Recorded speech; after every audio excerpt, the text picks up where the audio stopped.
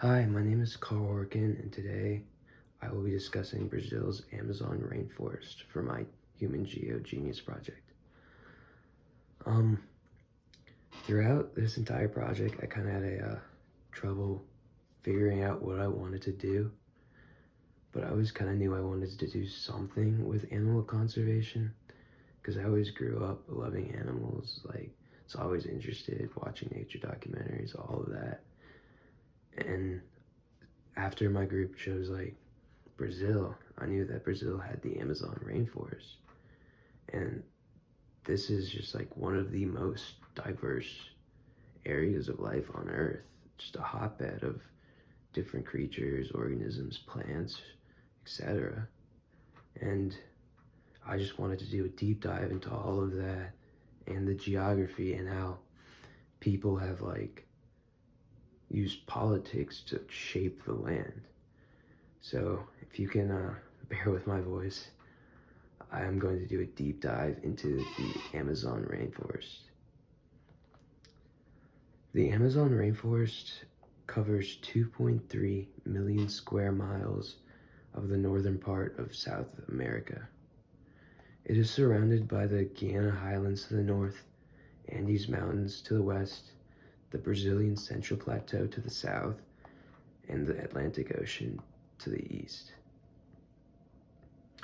Because the ocean is on one side and the Andes is on the other side of the Amazon rainforest, it kind of creates a lot of moisture in the air, creates a lot of heavy rainfall, high humidities, and high temps, which kind of creates the atmosphere that all of these animals have kind of adapted to living in, which is tall trees, like luscious fauna, and all of that different types of plants, animals, etc.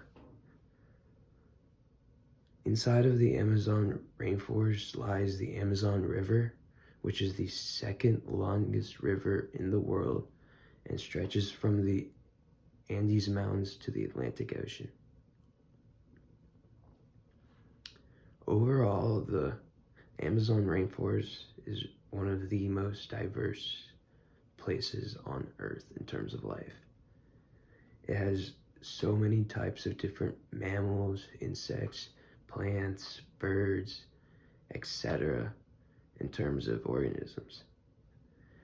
It is also has the Amazon rainforest has several million types of life inside, many of which haven't even been discovered yet, counting thousands of creatures that haven't even been discovered by people. And it's crazy to see how diverse, how cool all of this can be, and how there are just so many different types of animals that are just not found anywhere else on Earth. Some of the coolest being the piranhas in the Amazon River and the Amazon River dolphin. Two just types of creatures that are just fascinating. And they both are kind of struggling from the pollution that is occurring in the Amazon River.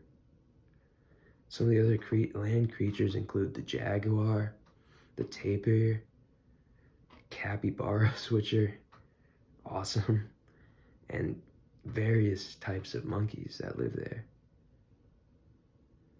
The Amazon rainforest also inhabits various tribes of indigenous people, many of whom haven't even been contacted by modern civilization. Since the early 20th century, the Amazon rainforest has been shrinking at an alarming rate. This has been mainly due to Brazil's population growth. And because of this, you've started to see agriculture, lumber industries starting to need more space And this has caused clearing of parts of the forest that used to exist for millions of years. And it's honestly scary to see the loss. That's such a great loss. In 1970, the amount of rainforest located in Brazil had decreased from 1.6 million square acres to only around 1.3, which which is a very, very large percent. And today, only around 81% of the original land that was the Amazon rainforest is still there. However, we have started to see different groups, governments coming together to try and save this forest. And you've started to see it because in the 80s and 90s, the rate of loss of forest per year was around 0.4 to today where it's only around 0.1, 0.2, which is still not great, but I mean, it's much better than it was. Although we are starting to see it coming back because of the new president, Jair Bolsonaro, who is a strong conservative, heavy agriculture president.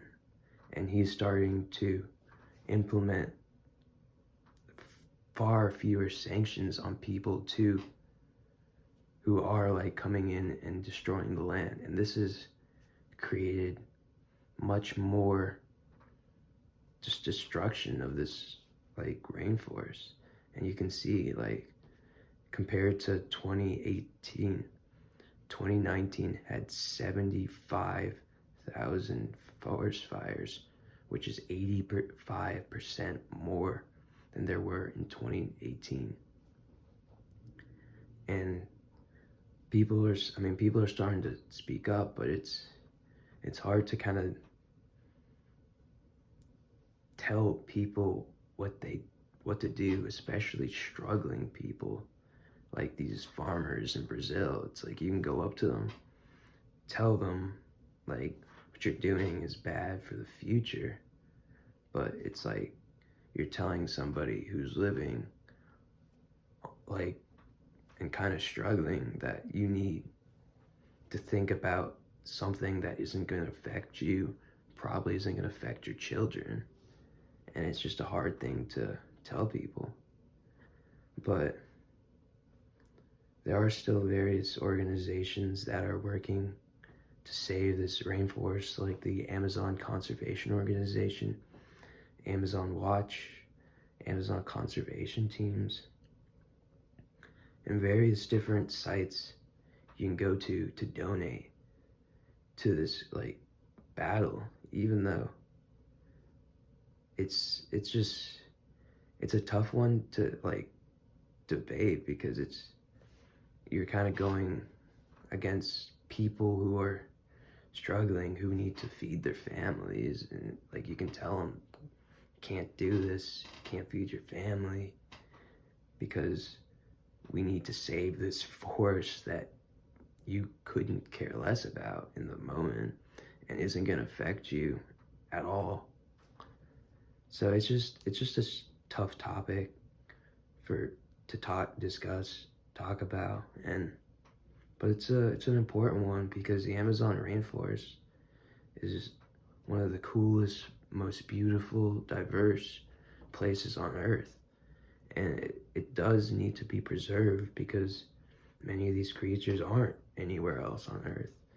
Many of the characteristics of the Amazon create various different landscapes all around the world. And it's just something to kind of think about as you go forward. And it's kind of one of the things that made the Amazon rainforest one of the coolest topics to look through, is because there's not quite a right answer to whether or not you can just, because it's easy to say stop tearing down the rainforest. It's harder to like empathize with the people that are like struggling, but if you kind of look more into it, you can kind of start to see why some of these people are doing the things they are doing. And it's, I mean, definitely not the best thing for the future, but it's just something that's happening, and hopefully we can work on it, maybe subsidize, and overall save such a beautiful land.